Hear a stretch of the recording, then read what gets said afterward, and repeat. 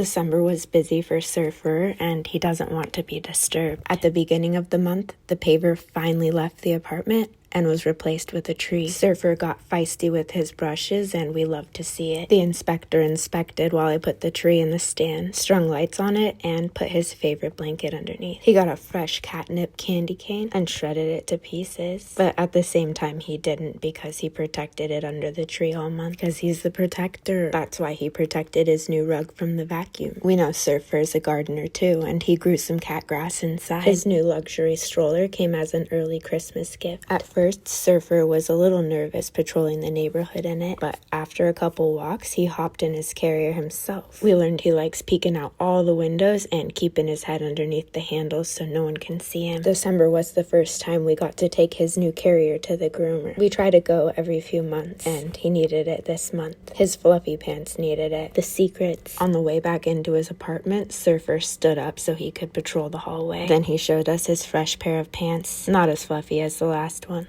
and gave us his flawless after groomer catwalk. From the very beginning, Surfer was not a fan of his Advent toys. He was a fan of the garland I hung outside, though, and tried to eat it. So we planted a fresh pot of outdoor grass, me and the gardener. I hung curtains, and Surfer found a new favorite hiding spot. He couldn't believe I exposed him like this to all of you. Finally, on a sunny day, which we haven't gotten very many of lately, Surfer made it out to his fresh pot of grass, but only for a second because his fluffy pants got cold, so he snuggled up under the tree to stay warm, working on growing back his winter pants. We all agreed that Surfer was the best gift under the tree this year. On his second attempt to eat his fresh grass, his fluffy pants still weren't doing it for him. He had to keep them suspended in the air so they didn't touch the cold deck, and it wasn't very comfortable. He couldn't relax to eat his grass. Of course, he came through with the whisker shots for us, as always. Then the creepy clown came out of the advent calendar to creep us out. On Christmas morning, Surfer got a stocking from Santa that he didn't want us to see, so Big Haunch hid it from us with his haunches. He also got a fancy new couch and a window perch, along with the wrapping paper that Surfer decided to test out first. He's hoping he was successful with his ability to camouflage, and we couldn't see him at all because he's a lion in the grass. I tried to get him to test out his window perch, but it wasn't his idea, and still hasn't been yet. Sleeping on his sofa, though,